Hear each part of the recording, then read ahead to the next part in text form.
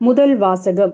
திருத்தூதர் பணி அதிகாரம் 25, திருவசனங்கள் 13 முதல் 21 வரை.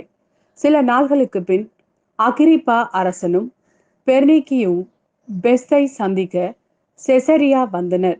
அவர்கள் பல நாட்கள் அங்கு தங்கியிருந்த போது பெஸ்த் பவுலுக்கு எதிரான வழக்கை அரசனிடம் எடுத்து கூறினார்.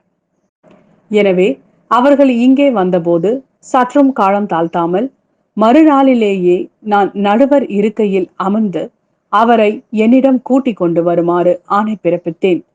குற்றம் சுமத்தியவர்கள் எழுந்து பேசிய போது நான் நினைத்திருந்த கொடிய குற்றம் எதுவும் அவர் மீது சுமத்தவில்லை. அவர்கள் அவருக்கு எதிராக சொன்னதெல்லாம் தங்கள் சமயத்தில் உள்ள சில கருத்து வேறுபாடுகளாகத்தான் இருந்தன. இறந்து போன இயேசு என்னும் ஒருவரை பற்றியும் அவர்கள் பேசினார்கள். இறந்த இயேசு உயிரோடு இருப்பதாக பவுல் சாதித்தார்.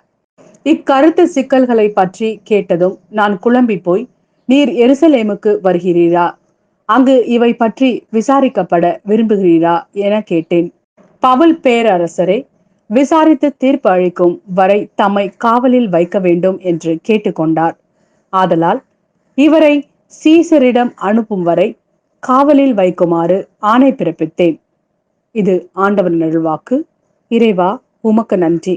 யோவான் எழுதிய நற்செய்தி அதிகாரம் 21, திருவசனங்கள் 15 முதல் 19 வரை.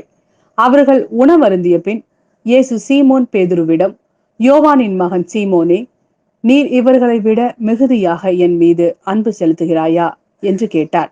அவர் இயேசுவிடம், ஆம் ஆண்டவரே, எனக்கு உம்மிடம் அன்பு உண்டு என உமக்கு தெரியுமே என்றார். இயேசு அவரிடம், என் ஆட்டுக்குட்டிகளை பேணி வளர் என்றார். இரண்டாம் முறையாக இயேசு அவரிடம், யோவானின் மகன் சீமோனே, நீ என் மீது அன்பு செலுத்துகிறாயா என்று கேட்டார். அவர் இயேசுவிடம், ஆம் ஆண்டவரே, எனக்கு உம்மிடம் அன்பு உண்டு என உமக்கு தெரியுமே என்றார். இயேசு அவரிடம், என் ஆடுகளை மேய் என்றார். மூன்றாம் முறையாக இயேசு அவரிடம், யோவானின் மகன் சீமோனே, உனக்கு என்னிடம் அன்பு உண்டா என்று கேட்டார்.